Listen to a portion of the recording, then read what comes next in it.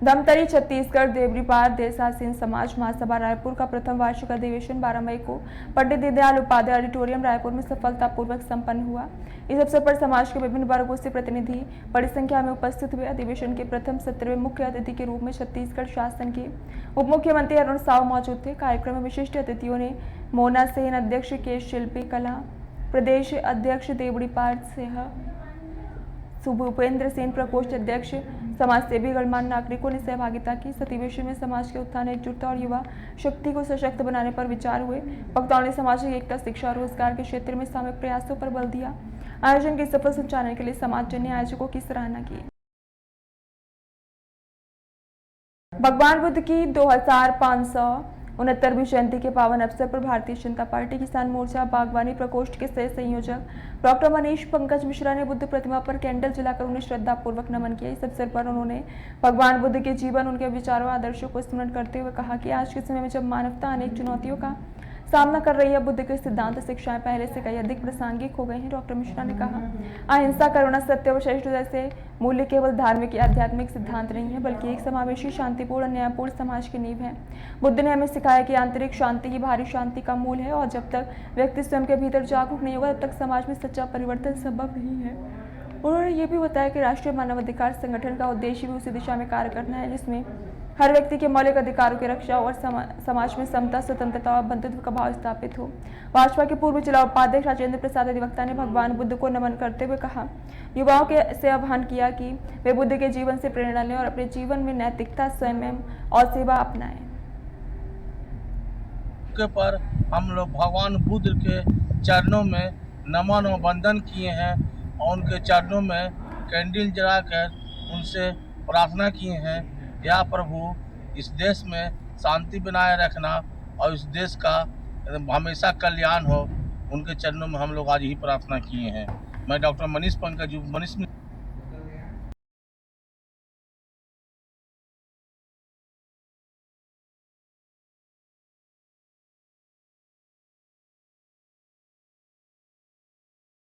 थाना गुरसाहिबगंज पुलिस द्वारा अभियुक्त को रंगदारी में मांगे गए रुपए 10,000 के साथ किया गया गिरफ्तार। गुरसाहिबगंज पुलिस द्वारा थाना गुरसाहिबगंज पर अभियुक्त को में रंगदारी मांगे गए 10,000 रुपए के साथ गिरफ्तार कर न्यायालय के समक्ष पेश किया जा रहा है। 11 तारीख को वादनी गीता देवी पत्नी अरविंद कुमार निवासी ग्राम मसीटपुर पर जलालाबाद थाना गुरसाहिबगंज जिला कन्नौज ने खुद को बिजली विभाग का कर्मचारी बताकर 20,000 रुपए की रंगदारी मांगी। मुकदमे में त्वरित कार्रवाई करते हुए वांछित अभियुक्त को सफलतापूर्वक गिरफ्तार किया गया।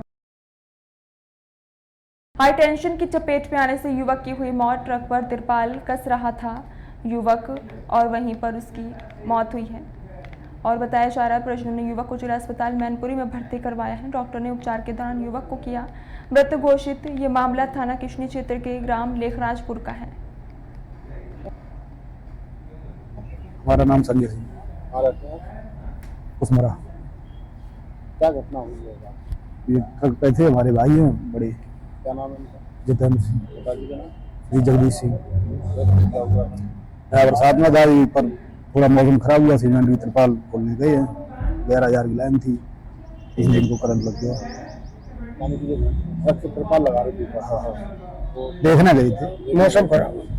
तो ठीक है, मौसम लगती होगी कि भाई तो भाई हम तो आदमी को यहाँ आ पाए, तब यहाँ घोषित है अस्पताल में किया। गिरफ्तार लेके आए थे। कब की घटना है ये? आज करीब 7:30 पौने 8 बजे किस जगह पे?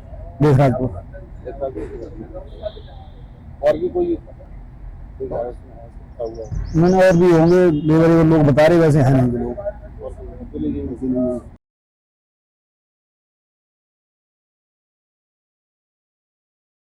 ट्रैक्टर से कुचलकर 1.5 वर्ष के मासूम की मौत। ईंट भट्टे पर काम करने के दौरान हुआ हादसा।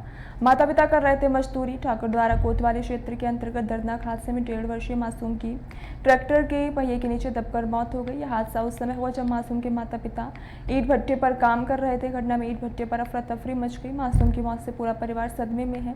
बिहार के जनपद नालंदा ग्राम नारी थाना न्यूसराय निवासी मिथिलेश ने कोतवाली पुलिस को तहरीर देकर बताया कि अपने परिवार के साथ ठाकुर द्वारा क्षेत्र ग्राम रघुनाथपुर स्थित शीतल ब्रिकफील्ड पर कार्य करता है। इसमें दोपहर 5 बजे एक दर्दनाक हादसे में 1.5 वर्षीय मासूम सौरभ की ट्रैक्टर के पहिए के नीचे दबकर मौत हो गई। यह हादसा उस समय हुआ जब मासूम के माता पिता ईंट भट्टे पर काम कर रहे थे। घटना से ईंट भट्टे पर अफरा तफरी मच गई। वहीं मृतक के पिता मिथिलेश ईंट भट्टे पर ईंट पाथने का काम करते हैं। हादसे वक्त वे अपने कार में व्यस्त थे तो ये मिट्टी से भरा एक ट्रैक्टर वहां से गुजर रहा था।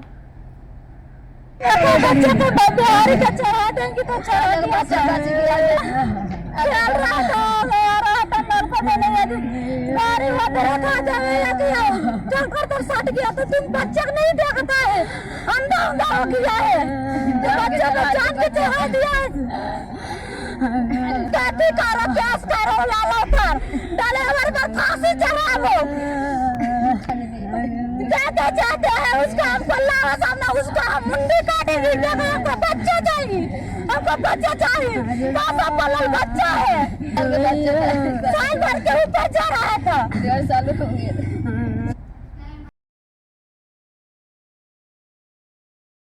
शिव मंदिर निर्माण संन्यास लेकर बाबा जी कर रहे हैं सेवा। उत्तर प्रदेश के मुरादाबाद ठाकुर द्वारा ग्राम फरीदनगर में सदियों पुराने सिद्धपीठ शिव मंदिर पर बाबा गणेश जी 20 साल से संन्यास लेकर के सेवा करते हैं। श्रद्धालुओं की हमेशा लगी रहती है भीड़। गणेश जी बाबा ने बताया, हमें जो कुछ भी मिला है बाबा के आशीर्वाद से मिला है। और इस दौरान बाबा गणेश नेताजी रविंद्र पाल भक्तजन मौजूद थे। और यहाँ निर्माण चल रहा है और गांव की जानी मानी शख्सियत महान हस्तियाँ हमारे साथ मौजूद हैं। बाबा जी भी हैं और देखिए नेताजी क्या बोलना चाहेंगे। देखिए ये ग्राम फरीदनगर में तहसील ठाकुरद्वार जिला मुरादाबाद में प्राचीन सिद्ध मंदिर है। बहुत बड़ी आस्था है इस मंदिर से जुड़ी हुई और बहुत समय से प्रसिद्ध है ये मंदिर। और यहाँ की जो विशेषताएं हैं सभी लोगों को बहुत अच्छी तरीके से पता है। और यहाँ की जो मांग है, जो भी मन्नतें हैं, जो भी यहाँ अगर अपने सच्चे दिल से यहाँ मन्नतें मांगता है वो पूरी होती हैं। बहुत समय से है यहाँ पर कार्य चल रहा है, निर्माण चल रहा है और हमारे बाबा जी काफ़ी समय से यहाँ पे सेवा दे रहे हैं और काफ़ी अच्छा लग रहा है। सभी लोग भक्तजन आज सोमवार के दिन सुबह काफ़ी लोगों की भीड़ यहाँ पे एकत्रित रहती है, जल चढ़ाने आते हैं। शिव मंदिर है, सिद्ध बाबा जी यहाँ पे।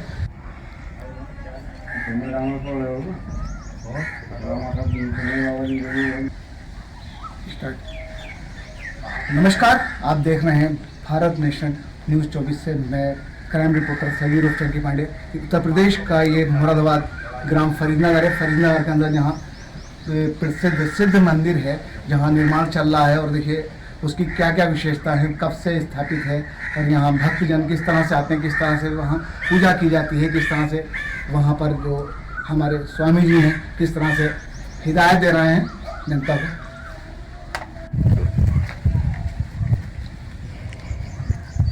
जी नमस्कार जी भगत जी, आपसे जिस तरह से यहाँ पर अभी नेताजी ने बताया, आप कुछ बोलना चाहेंगे क्या मंदिर? इन्होंने सही बोला था। ये गांव फरीदनगर राजा श्री सिंह का बसाया हुआ गाँव था। यहाँ जो हमारा ये मंदिर है, गाँव उनका जो घर था वो गाँव के अंदर था। वहाँ से सुरंग बनी हुई थी। यहाँ हम तो बड़े बड़े की सुनते हैं, आपने जो बड़े बुजुर्ग बताते हैं कि सुरंग में ही रानियाँ जाती थी। और जब यहाँ के जो रामपुर के नवाब थे राजा, उनमें इनमें युद्ध हुआ। उस युद्ध में जो है जो भी तोहफा छुटी उसमें ये वीरान हुए। बाकी ये मंदिर जो है हमारा बहुत प्राचीन है और यहाँ एक बाबा जी समाधि लिए हुए थे। उनकी वजह से जो भी मनोकामना होती है वो पूरी होती है। कोई भी अपना यहाँ पर जो भक्त आते हैं यहाँ पर सब अपनी इच्छाएँ लेकर आते हैं।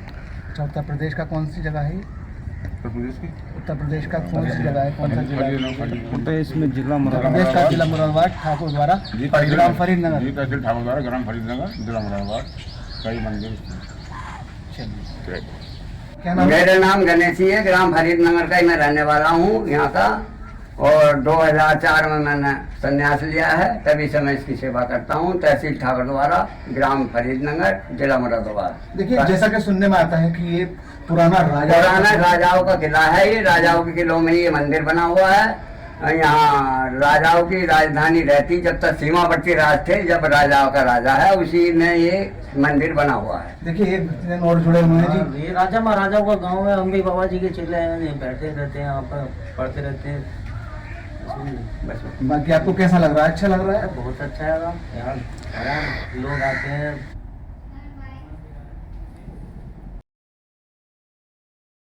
मुंगेर जिले के असरगंज प्रखंड के अमैया पंचायत की पंचायत समिति सदस्य नंदकिशोर यादव ने हमारे संवाददाता भरत पोद्दार से खास बातचीत की है। इस दौरान अपने पंचायत और क्षेत्र में चल रहे हर योजना और विकास की विस्तार पूर्वक चर्चा की है। आइए देखते हैं। मैं भरत पोद्दार, आज हम मुंगेर जिले के असरगंज प्रखंड के अमैया पंचायत के पंचायत समिति जी के पास खड़े हैं। इनसे जानते हैं इनके विकास कार्य में कितना दूर तक विकास कार्य किए हैं ये। जी नमस्कार, ये अपना परिचय दीजिए।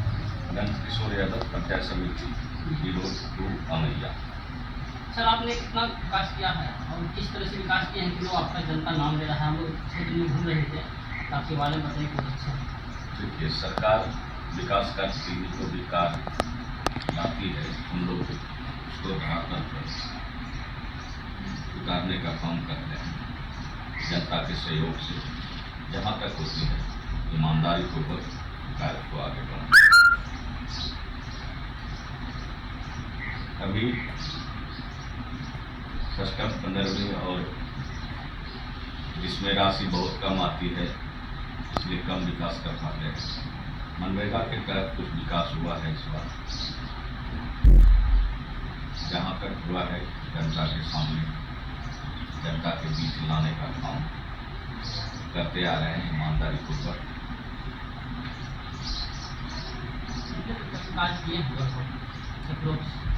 अप्रोक्स ये कुछ नहीं कर सकते हैं, लेकिन प्रमुख साहब से क्या सहयोग मिल रहा है? हाँ, प्रमुख साहब सारे पदाधिकारी भी अच्छे हैं, सबकी तरफ से सहयोग मिलता है, सभी को विकास गांव तक आ पाता है। सरकार से कुछ कहना चाहिए जो आप लोग जो वादा करके आए थे वो वादा पूरा नहीं हो पा रहा है, तो सरकार से यही चाहेंगे कि षष्ठम और 15वीं में पंचायत समिति की राशि में बढ़ोतरी करनी चाहिए, जिससे पंचायत समिति भी अपने क्षेत्र में विकास कार्य को अंजाम दे सके। सरकार सिर्फ विकास के लिए ही मांग रहे हैं, क्या विकास हो रहा है। आगे भी सरकार अगर बढ़ा के देती है राशि 15वीं सिस्टम में, उसके बाद हम लोग चुनाव जीत कर आते हैं तो उनके कार्य को करने के लिए बिल्कुल तत्पर रहते हैं, जिसके चलते जनता हमें चाहती है और जनता को हम भगवान मानते हैं, मालिक मानते हैं। जनता ही मालिक है, जनता के पास हम लोग बराबर मिलते जुलते रहते हैं। जो भी कार्य जो शुरू होता है उसके साथ आप बता रहे हैं। वृद्धा पेंशन आपका क्या रोल रहता है? 60 वर्ष वृद्धा पेंशन तो जो आता है उसका क्लियर, जो भी आता है वो क्लियर। नहीं आता तो हम खोज के भी लाते हैं। अभी जो आवास में नाम जोड़ा जा रहा है इसमें आपका क्या भूमिका रहता है? जो छूटा बड़ा था, जो सही में लेने लायक है, उन लोगों को आवास में जोड़ा गया है और कई दिनों के प्रयास से सर्वे करने वाले को बुलाकर अपने तरीके से जो लेने वाले हैं, जो गरीब हैं, जो मकान रहित हैं, जो मकान के लिए सर्वे से जोड़ा गया है। आगे के लिए क्या रणनीति है? आगे के लिए सरकार की जो रणनीति होगी, जो विकास के लिए कार्य के लिए आएगी ब्लॉक खंड में, उसको हम लोग धरातल पर जनता के बीच ला के रखेंगे और जनता उसमें काम करेगी और विकास होगा। एक number sir, thank you.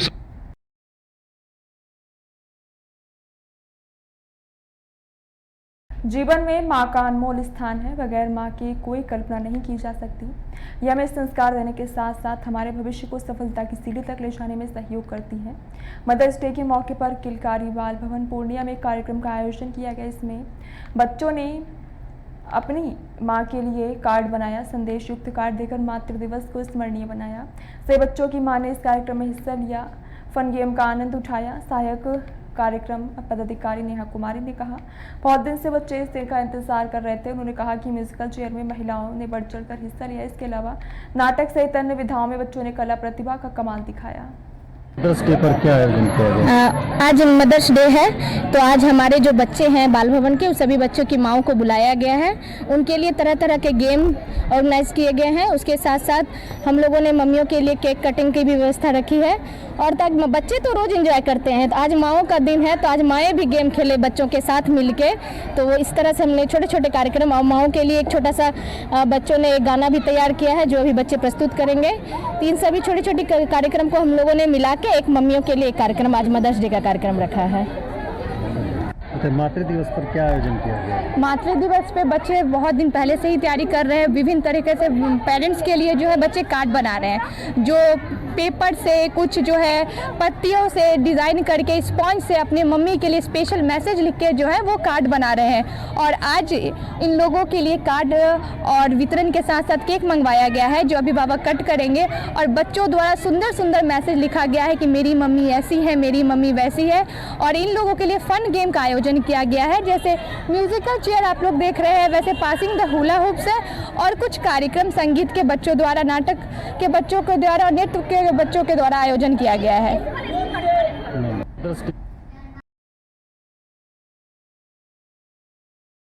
Unnao के सातखेड़ा गांव में अमित यादव ने अपनी पत्नी गीता और 2 बेटियों खुशी और निधि की कथित तौर पर गला दबाकर हत्या कर दी। इसके बाद अमित ने खुद को फांसी लगाकर आत्महत्या कर ली है। चारों के शव घर में एक कमरे में मिले। पुलिस के अनुसार शवों पर चोट के कोई निशान नहीं पाए गए।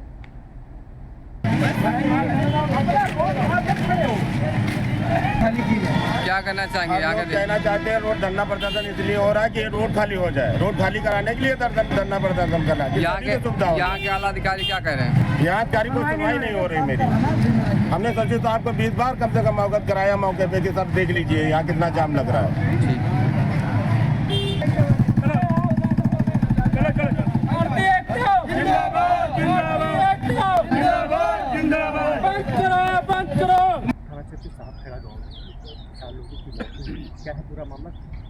ये अचलगंज थाने पे सूचना मिली कि शाखेड़ा गांव में एक अमित यादव नाम का व्यक्ति है, उसने फांसी लगा ली है। इसमें सूचना पे पुलिस मौके पे पहुंची और इसमें ये तथ्य प्रकाश में आए हैं जो प्रथम दृष्टया लग रहे हैं कि इसकी पत्नी और 2 बच्चियां उनको मारकर और फिर इसने स्वयं फांसी लगाई है। बाकी इसमें जितने भी तथ्य हैं सभी तथ्यों की गहनता से पुलिस जांच करेगी। अभी पीएम के लिए जो बॉडी है, क्योंकि फील्ड यूनिट यहाँ पे आई है, वो भी गहनता से इसमें जांच कर रही है और पीएम के लिए बॉडी को भिजवाया जा रहा है। और जो भी तथ्य प्रकाश में आएंगे उसके आधार पर पुलिस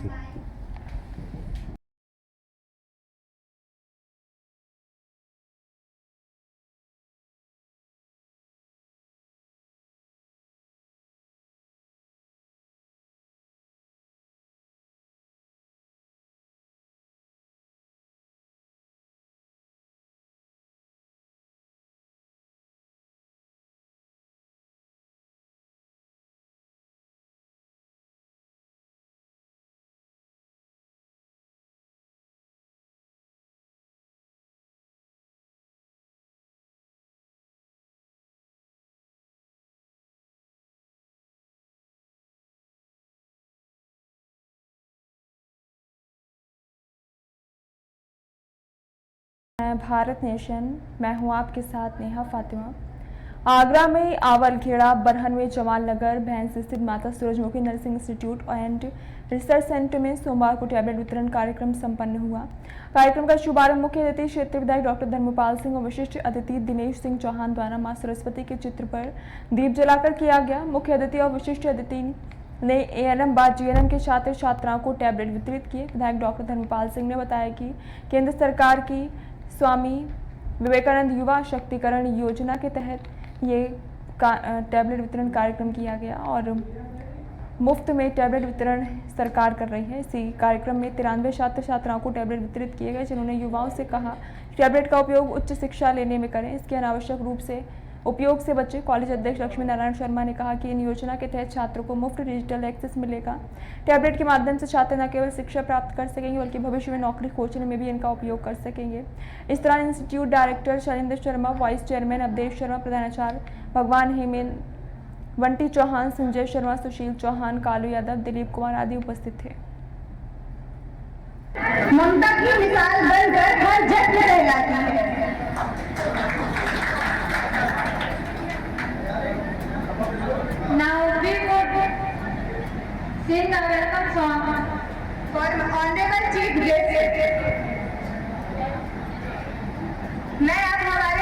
अपना परिचय दें और आज आपके कॉलेज में क्या कार्यक्रम हो रहा है जरा।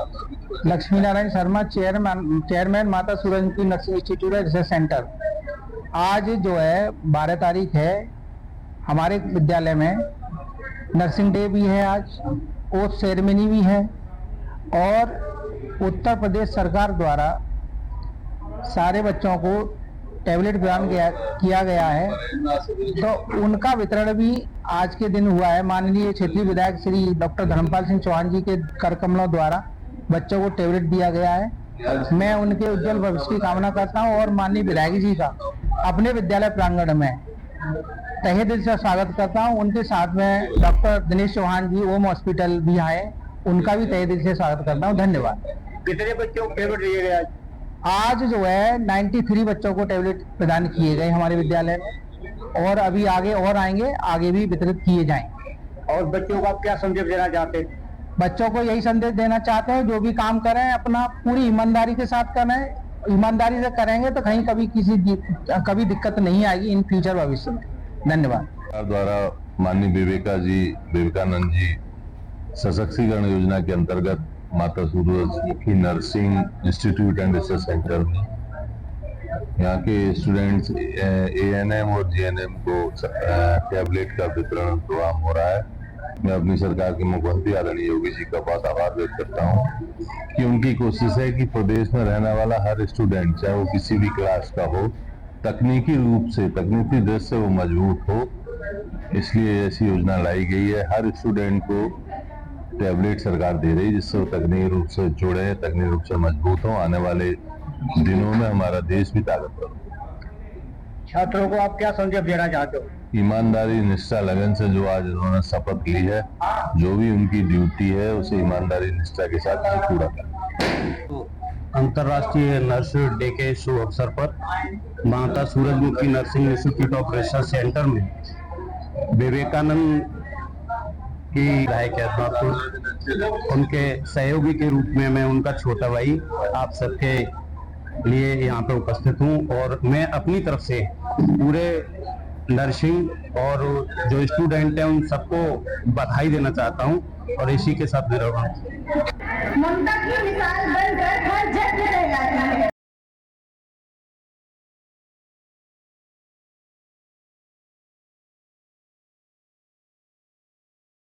आगरा नगला मकरोल ग्वालियर रोड पर जलभराव की समस्या गंभीर है, इससे कि वाहनों को आने जाने में काफ़ी परेशानी होती है। कई बार यहां पर दुर्घटनाएं भी हो जाती हैं। इससे समस्या को लेकर फतेहपुर सीकरी से सांसद प्रत्याशी रहे रामनाथ सिकरवार और पूर्व सैनिक अपने कार्यकर्ताओं के साथ लंबे समय से धरने पर बैठे हुए हैं। रामनाथ सिकरवार ने कहा कि जब तक जल भराव की समस्या का निदान नहीं हो जाएगा तब तक हमारा धरना चलता रहेगा। उन्होंने कहा कि इस समय डबल इंजन की सरकार है और योगी जी का कहना है कि उत्तर प्रदेश गड्ढा मुक्त है, इसीलिए नगला मकरोल ग्वालियर रोड पर गड्ढे ही गड्ढे हैं। जहां पानी भरा हुआ है, इसके कारण वाहन गड्ढों में फंस जाते हैं, दुर्घटनाग्रस्त हो जाते हैं और यहां पर कभी भी बहुत बड़ा हादसा हो सकता है। लगता है कि आगरा के अधिकारी हादसा होने का इंतजार कर रहे हैं।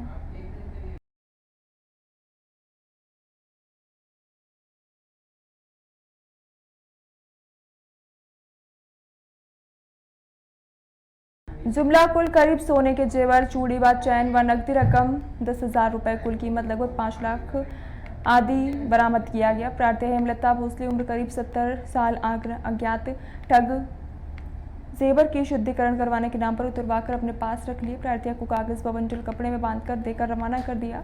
कुछ समय बाद प्रार्थिया की ठगी का एहसास होने पर घटना की रिपोर्ट थाना सिविल लाइन में दर्ज करवाई गई और प्रार्थिया ने रिपोर्ट दर्ज करवाई है और घटना की सूचना पर रजनेश सिंह, वरिष्ठ पुलिस अधीक्षक बिलासपुर, मामले को तत्काल कार्रवाई में आरोपियों को पकड़ने के लिए निर्देश दिए और इस पर ACCU सिविल थाना लाइन संयुक्त टीम द्वारा आरोपी की पतासाजी करने, जानकारी एकत्र करने, शहर में लगे CCTV फुटेज खंगाले गए। इसमें संदिग्धों का हुलिया और उनके आवागमन के संबंध में महत्वपूर्ण जानकारी प्राप्त हुई। अमरनाथ साहु शताब्दी समारोह थावे विद्यापीठ गोपालगंज बिहार और अखिल भारतीय विकलांग चेतना परिषद के संयुक्त तत्वाधान में 12 मई को जगन्नाथ मंगलम भव्य सभागार में राष्ट्रीय संगोष्ठी समाज सेवी श्री प्रताप साहू को भारत गौरव अलंकरण भव्य कार्यक्रम प्रातः 10 बजे से 8 बजे तक आयोजित किया गया। और जानकारी देते हुए संयोजक डॉक्टर विनय कुमार पाठक, प्रबंधक अवनीश साहू ने एक संयुक्त वक्तव्य में बताया कि 10 बजे विकलांग विमर्श परंपरा विकास विषयक संगोष्ठी का उद्घाटन न्यायमूर्ति चंद्रभूषण वाजपेयी के मुख्य आतिथ्य में किया गया और अध्यक्ष अखिल भारतीय विकलांग चेतना परिषद की अध्यक्षता डॉक्टर श्यामलाल निराला, प्रचार शासकीय पीजी वर्मा, महाविद्यालय डॉक्टर के भंडारी, शाबरी माता शासकीय नवीन कन्या महाविद्यालय अग्रवाल, राष्ट्रीय महामंत्री आदि के आतिथ्य में संपन्न होगा। इसके बाद 9 राज्यों के विद्वान वक्ताओं के साथ लगभग 50 शोध पत्र प्राप्त हुए। डॉक्टर जंग बहादुर पांडे, डॉक्टर VS दयाल यति, सुषमा मारुति चोंगले और अनुभूति शर्मा, मंजूश्री वेदुला, डॉक्टर भगवान प्रसाद उपाध्याय आदि की स्वीकृति प्राप्त हो चुकी है। संस्था में कैसे कैसे लोगों को क्या क्या लाभ मिलता है? इस संस्था में जो चेतना है उसमें लोगों को क्या क्या लाभ मिलता है? हाँ, देखिए, अखिल भारतीय विकलांग चेतना परिषद एक ऐसी संस्था है जो पूरी तरह से पारदर्शिता पे चलती है। सरकार यदि सहयोग देती है तो ठीक, नहीं तो उसके पीछे नहीं भागती, लेकिन वो इस तरह का कार्य करती है कि लोग उसको देख के खुद भी परियोजना बनाते हैं, प्रोत्साहन करते हैं, पैसे देते हैं। जैसे हम लोगों ने पूरे देश में 61 शल्य चिकित्सा की है, जिनके हाथ पैर टेढ़े नहीं चल सकते थे, उन सबको प्रचलन का किया। कृत्रिम अंग प्रदान किया, हाथ पैर, Allen4 अमेरिका का जो काफ़ी परिष्कृत हाथ है, जो सारे काम करते हैं, वो हमने किया। यानी जयपुरिया फूड से भी आगे जो काम है एडवांस, वो हमने काम किया। इसके अतिरिक्त पहली बार पूरे विश्व में विकलांगों की विवाह अखिल भारतीय विकलांग चेतना परिषद ने किया। अब तो बहुत लोग कर रहे हैं। और सबसे बड़ी चीज़ जो चेतना जागृत करने का काम है साहित्य में, जिसको समकालीन समीक्षा कहते हैं, विमर्श है, वो पूरे देश में और विश्व में फैलाने का काम बिलासपुर का ही है। और इस तरह हम चेतना भी जगाते हैं और विकलांगों के संपूर्ण पुनर्वास और विकास के लिए काम करते हैं। जी, इससे पहले बिलासपुर में और कभी कार्यक्रम हुआ है? काहे का? ये चेतना वाला अपना अखिल भारतीय? नहीं, अखिल भारतीय चेतना परिषद के पहले कोई ऐसी संस्था बिलासपुर और छत्तीसगढ़ में मेरी जानकारी में नहीं थी। धन्यवाद। ये आयोजन जो हुआ है उससे हम आम जनता को क्या प्रभाव पड़ेगा? इससे आम जनता को ये प्रभाव पड़ेगा कि जो दिव्यांगजन हैं, हमारे देश की लगभग 10% जनसंख्या उनकी है और वो समाज में विशेष स्थान रखती है, चाहे खेल के क्षेत्र में हो, चाहे साहित्य के क्षेत्र में हो, चाहे धार्मिक रूप से हो, चाहे आर्थिक रूप से, सभी क्षेत्रों में दिव्यांगजनों का अहम योगदान हमारे देश के लिए रहा हुआ है। और लेकिन हमारे देश में ऐसी परिस्थितियाँ निर्मित हो गई है कि उनको दबा के रखा जाता है। और ये जो कार्यक्रम हो रहा है दिव्यांग विकास और परंपरा और विकास, आदरणीय मीना कुमार पाठक सर जी इस कार्यक्रम का आयोजन करवा रहे हैं।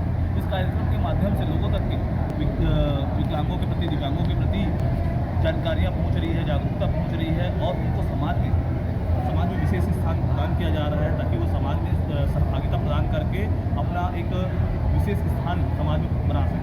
अच्छा, आप मन के परिचय? मैं डॉक्टर भगवान प्रसाद उपाध्याय, राष्ट्रीय संयोजक, भारतीय राष्ट्रीय पत्रकार महासंघ प्रयागराज से हूँ। मैं इस संगोष्ठी में वक्ता के रूप में आया हूँ। मैंने ये निश्चय लिया है कि यहाँ जो भी कार्य हो रहे हैं उसको अधिक से अधिक जन सामान्य तक पहुँचाएंगे। विभिन्न पत्र पत्रिकाओं के माध्यम से आप इनके सबके विचार जन सामान्य तक पहुँचाने की जो व्यवस्था है वो हमारे जिम्मे है, उसको मैं पूरा करूँगा। जी, आप हमारे चैनल के माध्यम से पूरे प्रदेशवासियों को क्या संदेश देंगे? मैं संदेश दे रहा हूँ कि जो भी आपके प्रदेश में विकलांग बंधु आपको मिले, उन्हें आप प्रोत्साहित करिए, उनको जीवन जीने की कला सिखाइए और उन्हें कहीं किसी तरह से हतोत्साहित मत करिए, न तो उनके लिए कोई अवरोध उत्पन्न करिए। जहाँ भी जैसे भी हो सके आप उनके विकास में सहयोग करिए। धन्यवाद। संस्था में कैसे कैसे लोगों को क्या? आज संविधान चौक राजुरा में स्टैच्यू एक्शन कमेटी राजुरा द्वारा महान तथागत गौतम बुद्ध की जयंती मनाने के लिए कार्यक्रम का आयोजन किया गया। शांति के दूत और सत्य के अन्वेषी जिन्होंने पहली बार दुनिया को मानवीय सुख दुख की उत्पत्ति, दुख के कारण और उससे उबरने का तरीका बताया था, जो कि आज भी भारत के कोने कोने में रहते हैं। उनका नाम आज दुनिया में जाना जाता है। धर्म के पहले संस्थापक जिन्होंने कर्मकांडों को खारिज कर लोगों को धर्म और धार्मिक शास्त्रों का इलाज करने को कहा, विज्ञान में विश्वास करते थे। उन्होंने अपने अनुयायियों को अपने विचारों का इलाज करवाया है। उन्होंने ईश्वर, स्वर्ग, नर्क, आत्मा और पुनर्जन्म को खारिज कर दिया और अच्छे कर्मों को शिक्षा दी है और इनके जन्म से ये भारत भूमि पवित्र हो गई। सुबह 11 बजे सेवानिवृत्त मंडल अधिकारी वसंत मुनि साहब ने तथागत गौतम बुद्ध की प्रतिमा पर पुष्प अर्पित कर दीप जलाकर पंचशील ध्वज फहराया। बाद में पूर्व महापौर अरुण भाऊ धोटे, सुनील देशपांडे, सुरेश मेश्राम, विजय जुल्मे ने भगवान बुद्ध को पुष्प अर्पित किए। तथागत भगवान गौतम बुद्ध यांची जयंती वैशाख पौर्णिमा त्यानिमित्त संविधान चौक इथे सर्व राजुरावासी उपासक उपासिका, राजकीय सामाजिक कार्यकर्ते, पत्रकार बंधू यांचं समितीच्या वतीने स्वागत करण्यात आले। तसेच पंचशील ध्वजाचे ध्वजारोहण सेवानिवृत्त कर्मचारी मुनसाहेब यांच्या हस्ते होऊन दीप प्रज्वलित झालंय।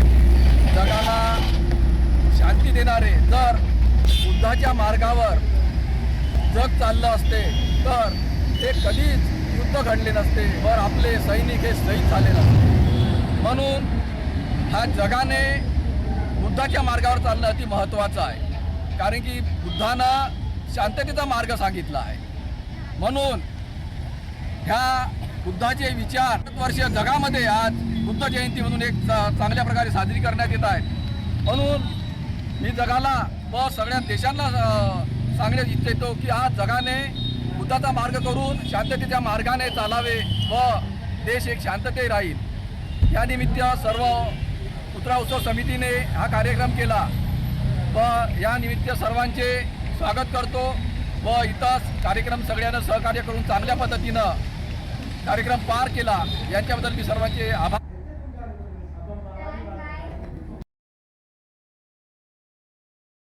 दमोह में 14 मई को आयोजित होने वाले मुख्यमंत्री कन्यादान योजना के अंतर्गत सामूहिक विवाह का कार्यक्रम सागरनाका स्थित कृषि उपज मंडी में होना है। इसकी तैयारी को लेकर आज जिला प्रशासन समाजसेवी सिद्धार्थ मलैया ने टीम के साथ व्यवस्थाओं का जायजा लिया। समारोह में मंच व्यवस्था, रजिस्ट्रेशन, बरवधू के रुकने की व्यवस्था, पार्किंग, मंडप, वेदी और भोजन व्यवस्था के समन्वय स्थल का निरीक्षण किया।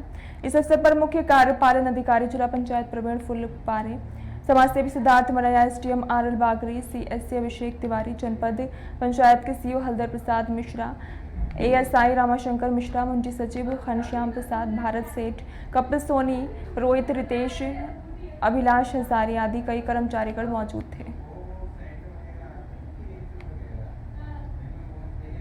जी, आज मुख्यमंत्री कन्यादान योजना की शादियों के लिए व्यापक रूप से दौरा किया है। बिल्कुल, मैं 14 तारीख को यहाँ सामूहिक विवाह सम्मेलन हो रहा है, उसी के तारतम्य में सभी लोगों ने आज यहाँ भ्रमण के दौरान व्यवस्थाओं का जायजा लिया और समस्त अधिकारीगण जो उपस्थित थे सभी को निर्देश दिया गया कि जो कार्य हैं वो समय से जो हमारे मुख्यमंत्री कन्यादान का यहाँ पर कार्यक्रम हो रहा है सामूहिक विवाह के अंतर्गत आदरणीय जयंत मलैया जी के नेतृत्व में आज सिद्धार्थ मलैया जी के साथ भारतीय जनता पार्टी के समस्त कार्यकर्ताओं के साथ दमोह के समस्त अधिकारियों के साथ में जो व्यवस्थाओं में लगे होते हैं उनके साथ आज हमने यहाँ पर सागरनाका मंडी में स्थल निरीक्षण किया है। व्यवस्थाओं की जिम्मेदारी अलग अलग कार्यकर्ताओं को बांटी है। इसलिए आज दमोह के समस्त विभाग, नगर पालिका, जनपद, पुलिस, जिला पंचायत, सामाजिक न्याय विभाग, समस्त विभागों ने यहाँ पर एक छोटी सी मीटिंग की है और व्यवस्थाओं को बांटा है। आप दमोह नगर की समस्त जनता जनार्दन से अनुरोध है, कृपया 14 तारीख को अधिक से अधिक संख्या में यहाँ पर पधारें और इस कार्यक्रम में अपनी सहभागिता निभाएं। जी, आज मुख्यमंत्री कन्यादान योजना की शादियों के लिए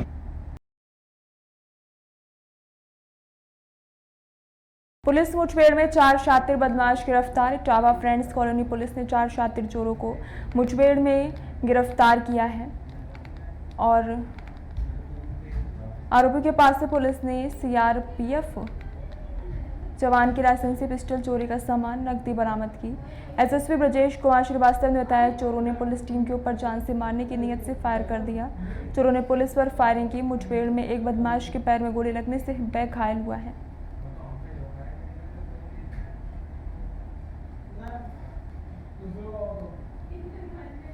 एक सटीक सूचना के आधार पर जनपद इटावा की एसओजी एवं सर्विलांस टीम और जो थाना फ्रेंड्स कॉलोनी पुलिस टीम है, इनके द्वारा एक शातिर एवं दुस्साहसी चोरों के गैंग के 4 सदस्यों को गिरफ्तार किया गया है। ये गिरफ्तारी पुलिस मुठभेड़ में हुई है और पुलिस मुठभेड़ में जो क्रॉस फायरिंग हुई है उसमें एक अभियुक्त रोहित और बंटी गोली लगने से घायल हुआ है, जिसका उपचार जनपद अस्पताल इटावा में चल रहा है।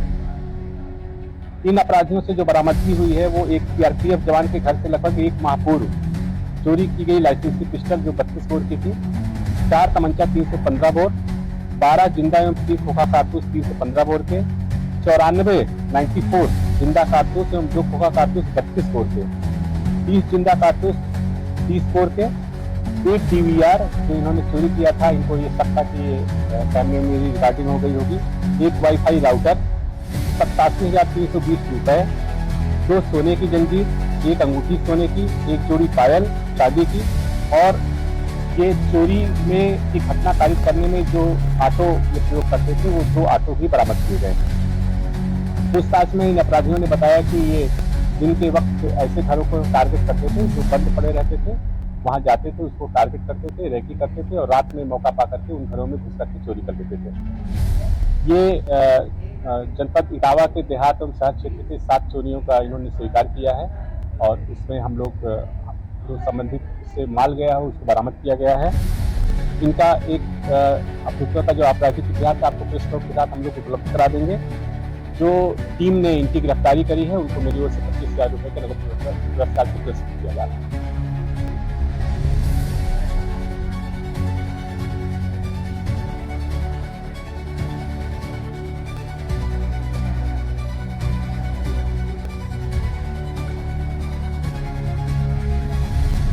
बिल्कुल सही बात है, क्योंकि इतनी भारी मात्रा में जो कारतूस बरामद हुए हैं उसको पुलिस ने पूरी गंभीरता से लिया है और ये जो इनसे पूछताछ भी की गई है, कुछ हमें इसमें पता भी चला है, उसमें हम कार्रवाई कर रहे हैं और बहुत जल्दी हम इसे आपको अपडेट करेंगे।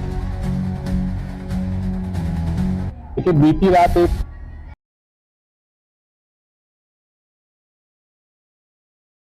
पुलिस को मिली बड़ी सफलता, अवैध शस्त्र का जखीरा बरामद। एक गिरफ्तार थाना प्रभारी विश्वनाथ आर्य ने अवैध शस्त्र बनाने की फैक्ट्री सहित अंतराम यादव निवासी कासगंज को किया गिरफ्तार।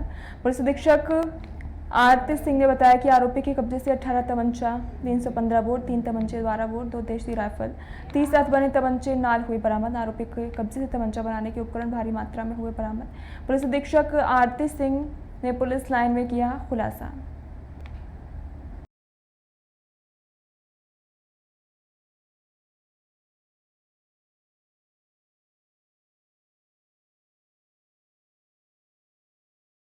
एसओजी सर्विलांस थाना कंपिल पुलिस द्वारा अवैध शस्त्र फैक्ट्री का संचालन करने वाले एक अभियुक्त गिरफ्तार। भारी मात्रा में अवैध शस्त्र व शस्त्र बनाने के उपकरण और कारतूस बरामद करने के संबंध में पुलिस अधीक्षक जनपद फतेहगढ़ आरती सिंह के द्वारा जानकारी दी गई। क्षेत्र कंपिल और एसओजी टीम को एक महत्वपूर्ण सफलता हाथ लगी है, जिसमें हम लोगों ने एक शस्त्र निर्माण फैक्ट्री का खुलासा किया है। इसमें हमने लगभग 30 अर्धनिर्मित और निर्मित शस्त्रों को बरामद किया है। इसके विवरण अलग अलग हैं, इसमें लगभग 24 निर्मित है शस्त्र, देसी तमंचा, रिवॉल्वर और राइफल अलग अलग बोर के, और 6 अर्धनिर्मित है। इसमें जो मेन आरोपी है उसका नाम है अंतराम यादव, ये कासगंज का रहने वाला है, और इसमें से एक आरोपी है जो इसका कारीगर है, वो मौके से फरार हो गया, वो वांछित है। कासगंज से आकर कंपिल थाना क्षेत्र में काम। देखिए ये जो इलाका है बेसिकली जब भी पुलिस जाती थी तो ये लोग अपना जगह बदलते रहते हैं। ये गंगा का क्षेत्र है, तो जब भी पुलिस जाती थी तो कासगंज और फर्रुखाबाद और बदायूं इन सब के बाद में रविवार को दोपहर लगभग 12 बजे सदर प्रखंड के अंतर्गत कालिकापुर स्थित शिव मंदिर पोखरा में एक 9 वर्ष का बच्चा डूब जाने की खबर सामने आई है। इस मामले में स्थानीय लोगों की माने तो दिलीप दास का द्वितीय पुत्र और उनका दास घर में बिना बताए रविवार को खेलते खेलते चला गया। काफी देर बाद वापस नहीं आने पर परिजनों द्वारा खोजबीन की गई। कुछ देर में बच्चे का कपड़ा और चप्पल पास में तालाब में बगल में मिला।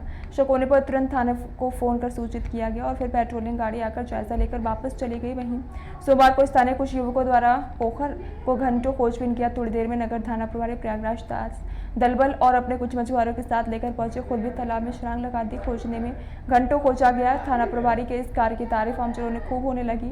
खबर लेके जाने तक प्रशासन द्वारा गोताखोरों को बुलाया गया जो रास्ते में है। वहीं परिवारजनों का रो रो कर बुरा हाल है।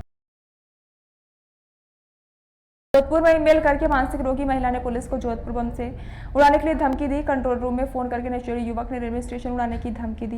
दोनों को पुलिस ने लिया हिरासत में। डीसीपी राजर्षि राज वर्मा ने बताया कि पिछले 2 दिनों में हमें 2 मेल और 1 कॉल प्राप्त हुए। मेल के माध्यम से पुलिस को यह धमकी दी गई, जोधपुर में हमने बम प्लांट किए हैं जो कभी भी फट सकते हैं। पुलिस ने इस मेल में आईपी एड्रेस को ट्रेस किया। इसके बाद एक महिला को हिरासत में लिया। इसके बाद ये जानकारी मिली कि महिला मानसिक रूप से अस्वस्थ थी और पारिवारिक परेशानियों से जूझ रही थी और उसे पुलिस का अटेंशन चाहिए था।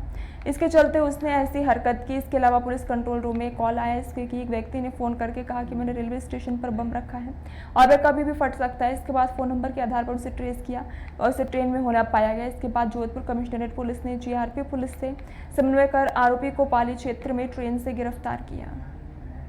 पिछले 2 दिनों में हमें 2 होक्स मेल और 1 कॉल, एक मेल और 1 कॉल एक हमें प्राप्त हुआ जिसने भेजा। उसके द्वारा ये बोला गया कि भाई जोधपुर में किसी जगह बम रखा है और वो कभी भी डेटोनेट हो सकता है। परसों की रात को हमें एक मेल प्राप्त हुआ था जिसका हमने आईपी एड्रेस ट्रेस करवाया और उसमें त्वरित कार्रवाई करते हुए की। इसी क्रम में कल भी हमारे कंट्रोल रूम में एक सूचना आई थी कि जोधपुर में अलग अलग जगह बॉम्ब रखे हुए हैं और वो कभी भी डेटोनेट हो सकता है। उस कॉल को हमने तुरंत ट्रेस किया और जब उसका लोकेशन निकलवाया तो वो ट्रेन में होना पाया गया और जीआरपी और पाली पुलिस के साथ मिलकर उसे फिर पाली स्टेशन से हमने डिटेन किया। पूछताछ में ये पाया गया कि वो शराब के नशे में धुत था और शराब के नशे में ही ऐसी हरकत उसने की थी। उसके विरुद्ध एफआईआर दर्ज कर लिया गया है और आगे की कार्रवाई जारी है।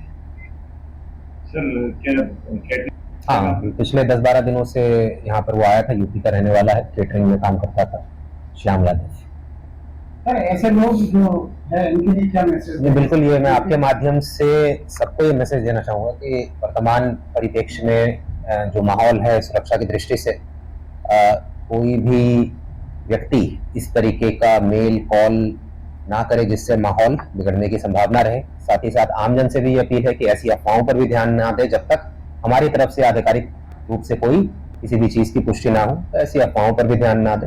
अगर कोई रियल इंटेलिजेंस होगा तो हम खुद बताएंगे। बाकी इस तरीके के होक्स मेल और कॉल्स आ रहे हैं, काफ़ी जगह आ रहे हैं और हम उनके विरुद्ध कार्रवाई भी कर रहे हैं। एक दूसरे वाले केस में जिसमें कंट्रोल रूम में कॉल आया था उसमें तो हमने प्रकरण दर्ज किया है और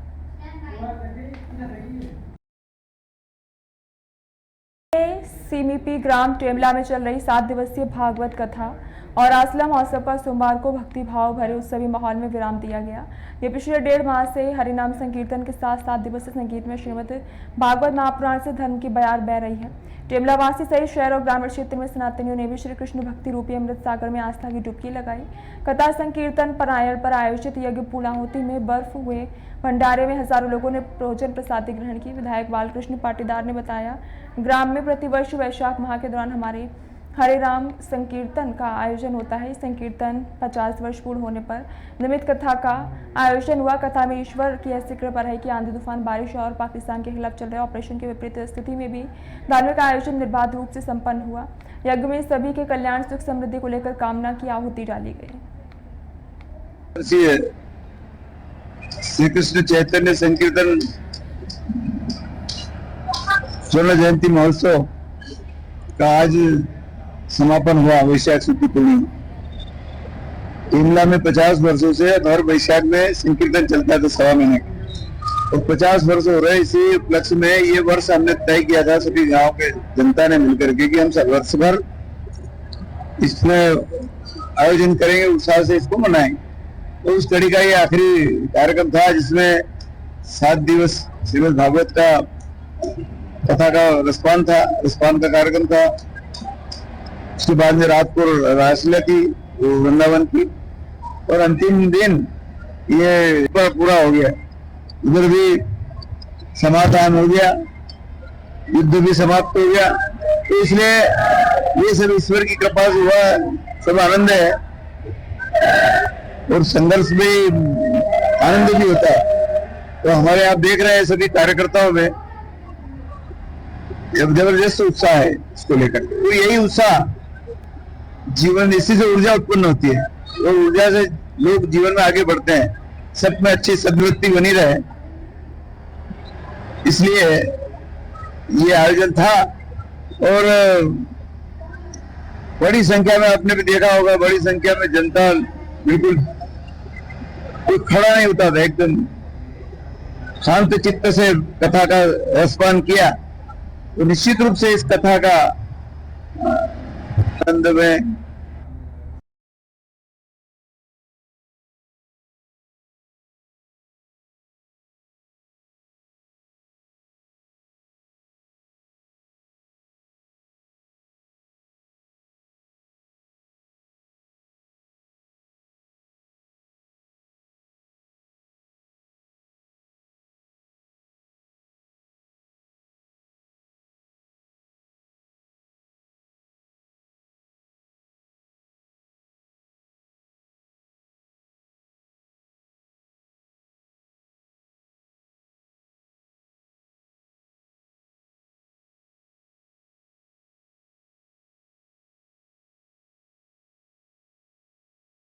बड़ी धूमधाम से किया गया। इस पूजा की जानकारी देते हुए ग्रामीण डॉक्टर अमरेंद्र कुमार ने बताया कि ये पूजा 72 सालों के बाद आयोजित की जा रही है। उन्होंने कहा कि इस पूजा का इतिहास बहुत पुराना है, ये हमारे पूर्वजों की जीत की याद में मनाई जाती है। डॉक्टर अमरेंद्र कुमार ने बताया, हमारे पूर्वजों ने एक बड़े युद्ध में जीत हासिल की थी और तब से पूजा अनवरत चली आ रही है। उन्होंने कहा कि आज इस पूजा का आयोजन ग्रामीण वासियों के सहयोग से संभव हो पा रहा है। यह हमारे समुदाय की एकता और समरसता का प्रतीक है। ग्रामीण वासियों ने पूजा के आयोजन में बढ़ चढ़कर हिस्सा लिया और बाबा भक्त और की पूजा अर्चना की। डॉक्टर अमरेंद्र कुमार ने सभी ग्रामीण वासियों को धन्यवाद दिया और कहा कि उनकी मेहनत और सहयोग से ही ये पूजा संपन्न हो पाई है। यहाँ पे बाबा बख्तौर का पूजा पूरे मूसेपुर ग्रामीण लोग मिलकर के दे रहे हैं। ये पूजा बहुत पहले का, हमारे पूर्वज लोग बचे हुए थे, किसी चीज़ पे हमारे किसी युद्ध में जीत हुई थी तो 1954 से ये उधार चला आ रहा था। उसको पूरे ग्राम वासियों के सौजन्य से, उनके मदद से ये पूजा संपन्न होने जा रहा है। कितने साल के बाद ये पूजा? ये लगभग 72-73 साल के बाद ये पूजा होने जा रहा है। इसमें पूरा गाँव का सहयोग है और इसमें कुछ खास लोग, वॉलंटियर लोग हैं जो बेचारा दिन रात मेहनत कर रहे हैं, उन लोगों के सहयोग से हुआ है। पूरे आपसी भेदभाव को जो हम लोग मिटा करके, कुछ नहीं है, मतलब हम लोग ऐसा किए हैं कि सब एक पोर्टल पे आ करके, किसी को कोई मतलब बस पूजा होना चाहिए, दिमाग में बैठा करके पूजा को संपन्न किया जा रहा है। ये क्यों किया जाता है पूजा? ये हम लोग जैसे होता है कि मंदिर हम लोग किस लिए जाते हैं? मंदिर जाते हैं अपना मनोकामना पूर्ण होता है या मनोकामना मांगने जाते हैं। तो ये जो पूजा और मनोकामना पूर्ण हुआ था हमारे पूर्वजों के द्वारा, उसी मनोकामना पूर्ण हुआ, उसी के एवज में ये हम लोग का मांग था कि हम लोग पूजा करेंगे। तो ये किसी कारण बस नहीं हो रहा था, ये आज के डेट में ही संपन्न होने जा रहा है। कहाँ आयोजन किया गया? ये मूसेपुर ग्राम में आयोजन किया गया है। यहाँ लगभग 12 से 13 हज़ार लोग आने वाले हैं। 50 लोग के आसपास गांव में निमंत्रण दिया गया है। भव्य पूजा का आयोजन, जैसा कि अभी देख रहे हैं, भीड़ का देखिए, धीरे धीरे भीड़ बढ़ते जा रहा है, भीड़ का जनसंख्या बढ़ते जा रही है। पूजा कब तक चलेगी? आज पूरे दिन भर की पूजा है और हम एक कैंप भी किए हैं कि अगर मैं अपने हॉस्पिटल से, मैं डॉक्टर हूँ, मैं इसी गाँव से बिलोंग करता हूँ, मेरा हॉस्पिटल है बिहार शरीफ में दिव्य ज्योति हॉस्पिटल। यहाँ पे अगर किसी को कुछ हो जाता है, किसी को लू लग जाता है, किसी को अचानक से वैसोवैगल अटैक आ जाता है, किसी को सुबह में गर्मी के कारण कुछ लू लग जाता है, तो उसके बचाव के लिए तुरंत प्राथमिक एड के लिए हम लोग यहाँ पे अपने हॉस्पिटल के साइड से फ्री कैंप का आयोजन किए हैं। क्या नाम? डॉक्टर अमरेंद्र कुमार।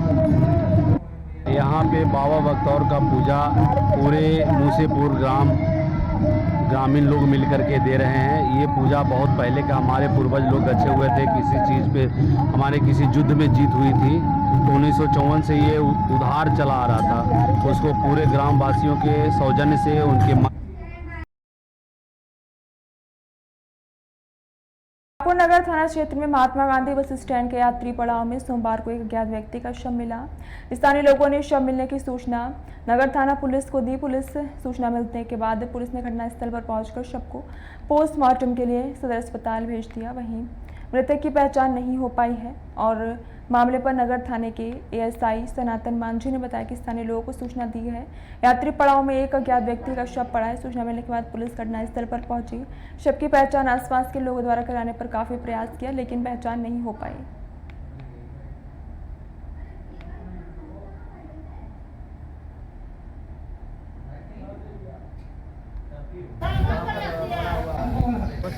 एक अज्ञात शव मिला है।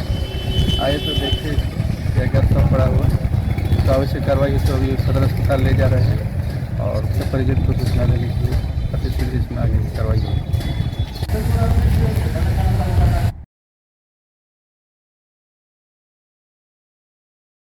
एसओजी व थाना इकोना पुलिस टीम द्वारा 7 वर्षीय बालिका के साथ दुष्कर्म की जघन्य घटना का 72 घंटे में सफल अनावरण किया गया। मुठभेड़ में वांछित अभियुक्त छोटकऊ उर्फ अलाउद्दीन गिरफ्तार। घटना में प्रयुक्त ई रिक्शा बाबैध तमंचा बरामद। पुलिस अधीक्षक घनश्याम चौरसिया के कुशल निर्देशन में अपर पुलिस अधीक्षक प्रवीण कुमार यादव के नेतृत्व, क्षेत्रीय अधिकारी इकोना सतीश कुमार शर्मा के पर्यवेक्षण में एसओजी टीम व थाना इकोना पुलिस को बड़ी सफलता प्राप्त हुई। दुष्कर्म की जघन्य घटना में वांछित अभियुक्त छोटकऊ उर्फ अलाउद्दीन को पुलिस मुठभेड़ के दौरान गिरफ्तार किया। मुठभेड़ में अभियुक्त के दोनों पैरों में गोली लगी। अभियुक्त के पास से घटना में प्रयुक्त ई रिक्शा और देशी तमंचा व कारतूस बरामद किए गए। दुष्कर्म करने वाला एक आरोपी मुठभेड़ में ढेर हुआ, क्या मामला था? ये दिनांक 9/5 के शाम लगभग 9 बजे एक सीसीटीवी कैमरे में आया और शिकायत की गई उसके पिता के द्वारा कि उसके 8 वर्षीय बच्ची को एक व्यक्ति ऑटो रिक्शा जो नीले कलर का था उससे ले जाया गया और बाद में 1 घंटे बाद उसको वो लड़की मिली है मोहनीपुर मोड़ से। वो गंभीर हालत में थे, उसको जिला अस्पताल में दाखिल कराया गया। उसके साथ गलत कार्य किया गया था। इस संबंध में समुचित धाराओं में मुकदमा पंजीकृत किया गया और एडिशनल एसपी के नेतृत्व में एक टीम बनाई गई थी।